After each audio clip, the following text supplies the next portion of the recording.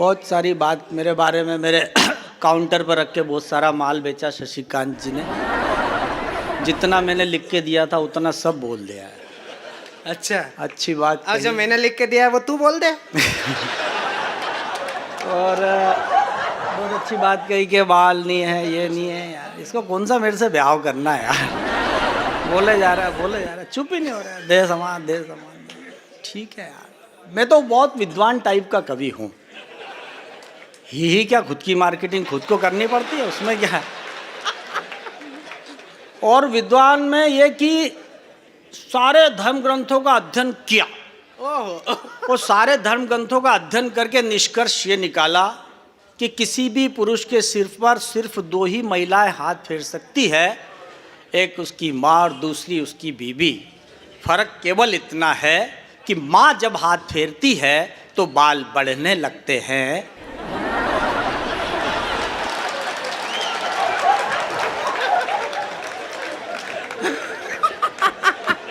वो दादा को देखो, एक उनको देख के तो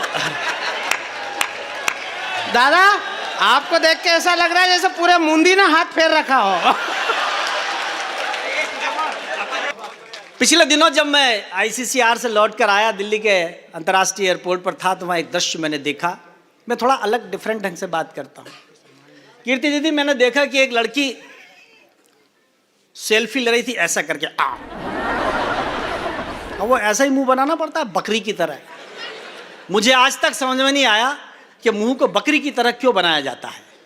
डार्विन ने कहा है कि जिस अंग का जिस ढंग से प्रयोग करोगे आगे चल के वह अंग उसी प्रकार का हो जाएगा।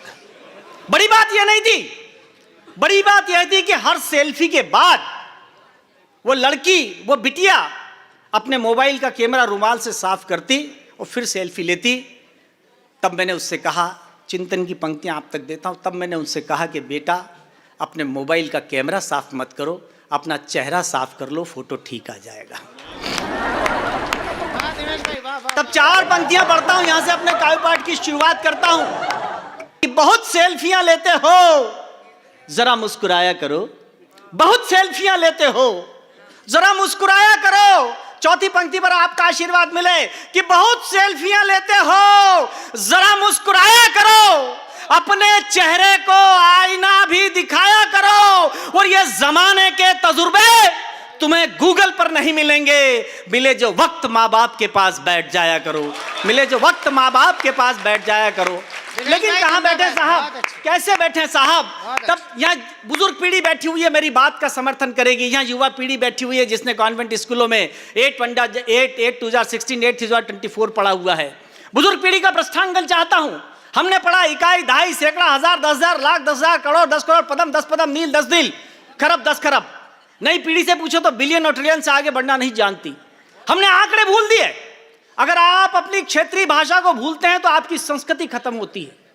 अपनी संस्कृति को जिंदा रखने के लिए अपनी भाषा को जिंदा रखिए, अपने शब्दों को जिंदा रखिए।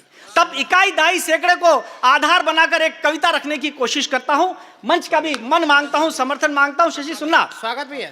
कि हमारे परदादा ने इकाई में आंकड़े गढ़े। हमारे परदादा ने इकाई में आंकड़े गढ़े। दादाजी दहाई से आगे कभी नहीं बढ़े।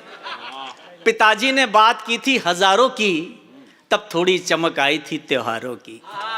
पिताजी ने एक एक अंक जोड़ते चलना। पिताजी ने बात की थी हजारों की, तब थोड़ी चमक आई थी त्योहारों की। फिर हम लाखों में खेलने लगे, मगर रिश्तों में अभाव झेलने लगे। वाह वाह, जुड़े ना कविता से। बढ़िया दिनेश। हमारे परदादा ने इकाई में आंकड़े गढ़े। दादाजी दहाई से आगे कभी नहीं बढ़े। पिताजी ने बात की थी हजारों की, तब थोड़ी चमक आई थी त्योहारों की। फिर हम लाखों में खेलने लगे, मगर रिश्तों में अभाव झेलने लगे।